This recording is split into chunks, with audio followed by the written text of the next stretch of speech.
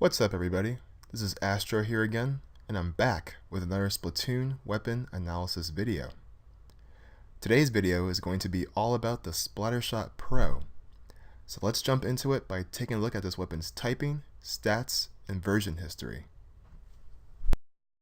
So to start things off, the Splattershot Pro is a main shooter type weapon in Splatoon that can be purchased from the Ammo Night store for a value of 8,000 coins once you have reached level 10.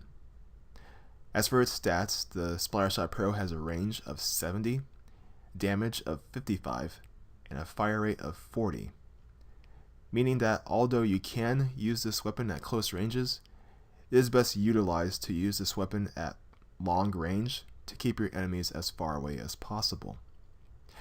And also, one thing to remember, with this range, you do outrange one charger, which is the classic Squiffer and all of its different versions, which is really cool. As for the base damage, the Splattershot Pro has a base damage of 42, meaning that you'll be able to splat your enemies in 3 hits. And one thing to remember, if you are firing this weapon at its maximum range, that 3-hit kill can turn into a 4-hit kill from time to time. So you can run a little bit of damage up on your gear builds to help with the fall-off damage. As for its sub-weapon, the Splattershot Pro receives the Splat Bomb, which is another very good sub-weapon, and its main purpose is to basically flush out enemies out of their hiding spots. And one thing to remember, the Splat Bomb will only activate after it has touched the ground. So the best way to utilize this is to throw the bomb across the floor like a bowling ball, and it will activate its timer as quickly as possible.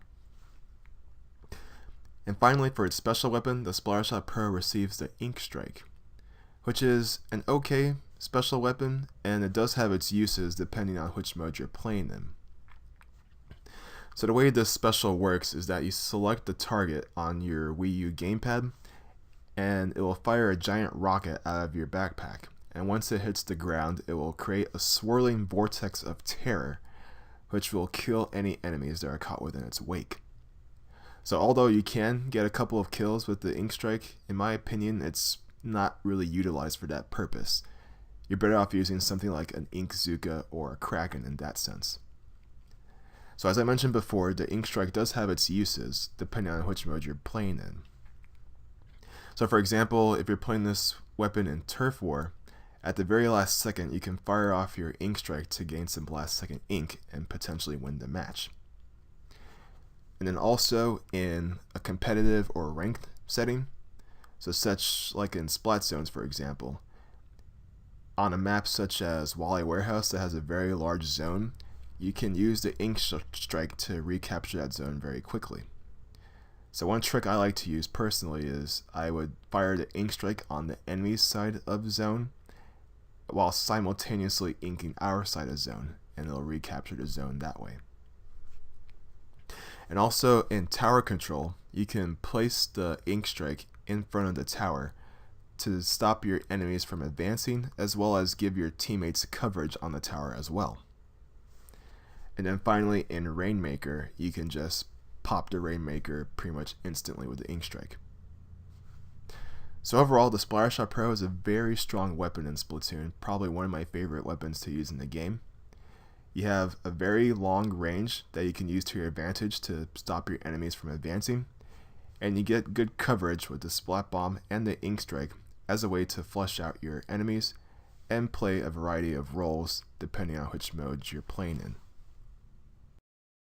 As for its version history, the Splattershot Pro kept getting more diesel as time went by.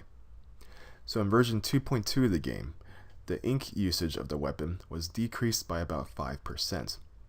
And this is very useful for long-range shooters in general, as they tend to use a lot more ink than the short-range and the mid-range shooters.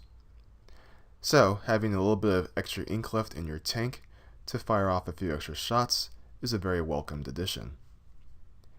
As for version 2.7, the initial velocity of the shots was increased by about 20%. So this means that you can fire off your shots a little bit quicker, and as a result splat your enemies a little bit quicker as well.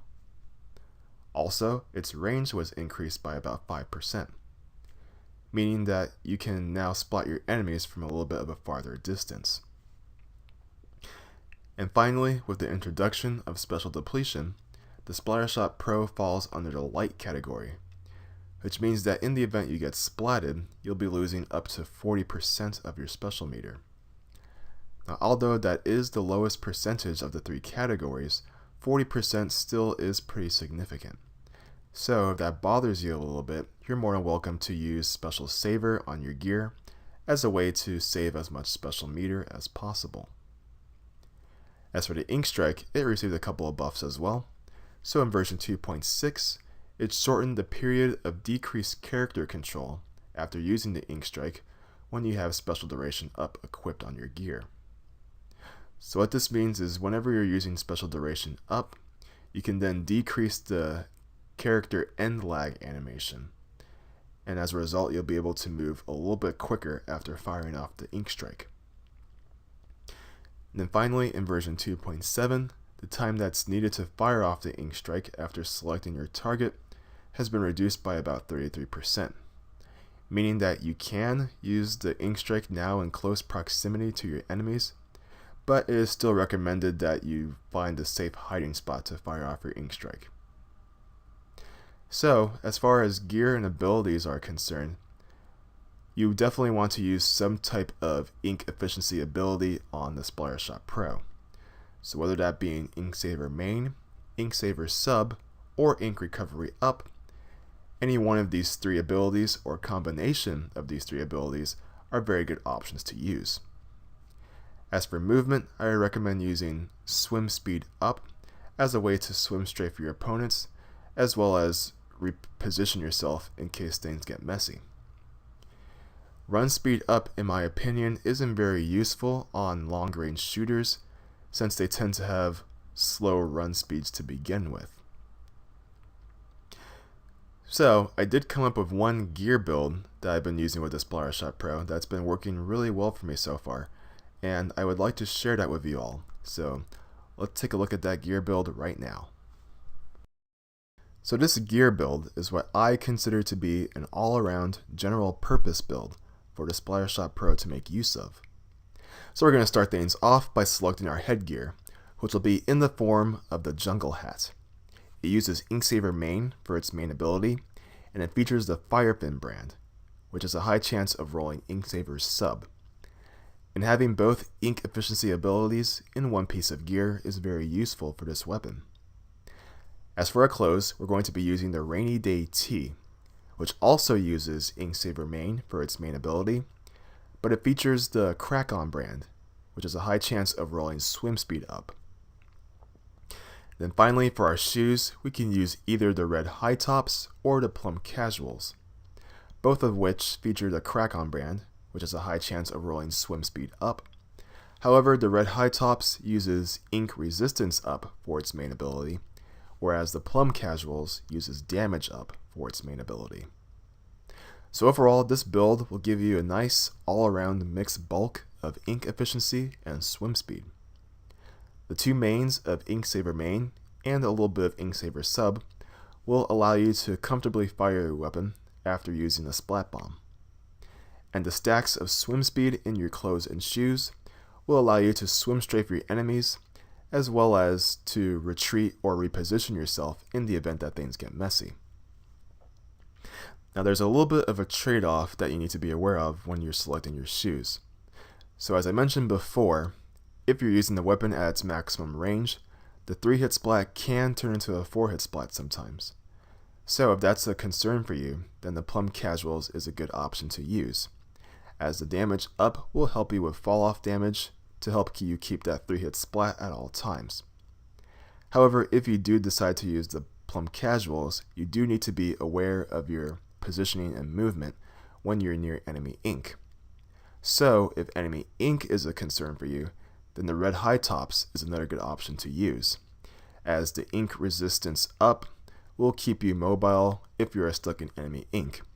And since the Splattershot Pro has a very slow run speed, any speed that you can get while running is greatly appreciated. However, if you do use the Red High Tops, you do need to be aware of using this weapon at its maximum range, as you can potentially get a 4-hit splat.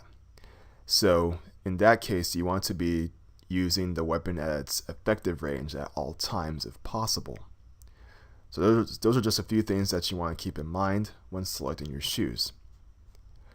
But anyways, everybody, that's all I have for you in this video. So I'd like to thank you all for watching my analysis on the Splattershot Pro. I hope you found all of this information useful. And as always, I'd like to hear from you guys. What are your thoughts on the Splattershot Pro, and what are your favorite gear and abilities to use with the weapon? Be sure to sound off your opinions in the comments below. So as I stated before, that's all I have in this video. So this is Astro blasting off, and as always, until next time, take care, stay fresh, and I hope you all have a great day.